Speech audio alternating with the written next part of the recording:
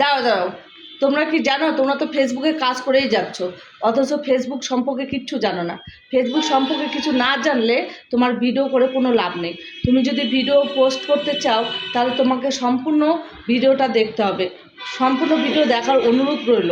যদি না দেখো কিচ্ছু শিখতে পারবে না, কিচ্ছু জানতে পারবে না।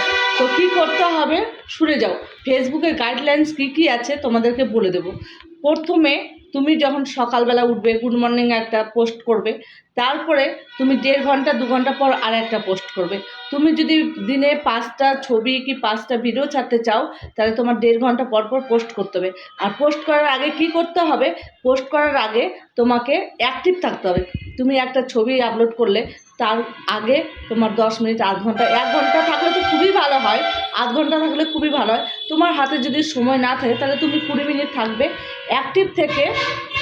তারপর তুমি কি করবে? তোমার ছবি আপলোড করো, ভিডিও আপলোড করো, কোনো প্রবলেম নেই।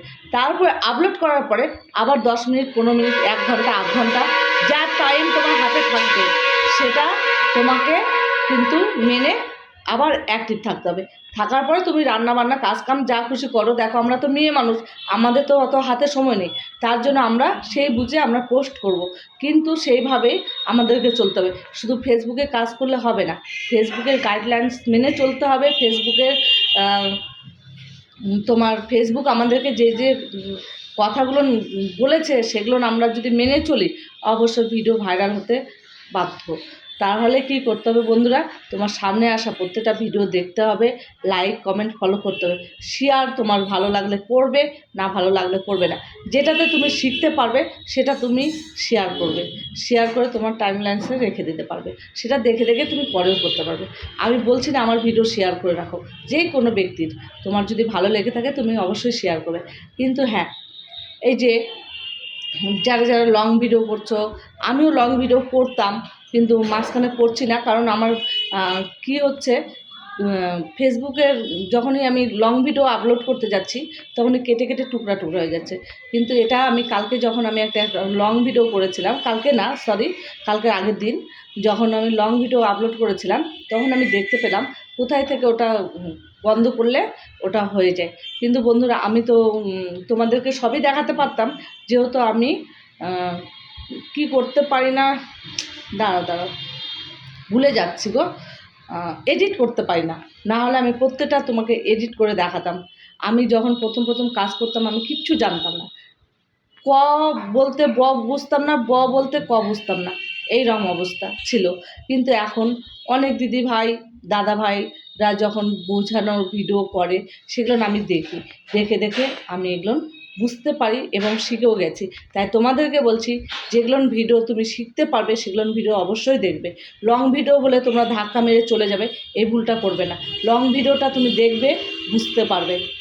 শুধু আমরা ভাবি যে লং ভিডিও কেন দেখব, এত বড় ভিডিও দেখলে আমার তো টাইম লস হয়ে যাচ্ছে। তুমি 10টা ভিডিও দেখার বদলে একটা লং ভিডিও দেখো, পুরোটা দেখলে শিখতে পারবে, সেরকম ভিডিও দেখবে। এটা আমার অনুরোধ রইল। তোমরা শেখো, কাজ করো, ফেসবুকে সফলতা পাও, ভাইরাল হোক, আমি তোমাদের পাশে আছি। আর একটা কথা, স্টার সেন্টারদেরকে সবাইকে বলছি, তোমরা নতুন যারা কাজ করছো স্টার সেন্টারদেরকে সম্মান জানাবে, কারণ স্টার সেন্টাররাই আমাদেরকে পারবে পেমেন্ট পাওয়াই দেবে, পেমেন্ট পাওয়ার জন্য তারাই সাহায্য করবে। তাই স্টার সেন্টারদেরকে সম্মান জানাবে, তাদেরকে ধন্যবাদ জানাবে। তোমাদেরকে যারা স্টার দিচ্ছে তাদেরকে অবশ্যই অবশ্যই ধন্যবাদ জানাবে। ধন্যবাদ না জানালে ফেসবুকের ওটা গাইডলাইন্সের বাইরে। তাই বন্ধুরা আমার যদি ভিডিওটি তোমাদের ভালো লাগে তাহলে একটা লাইক কমেন্ট ফলো আর শেয়ার করতে ভুলো না।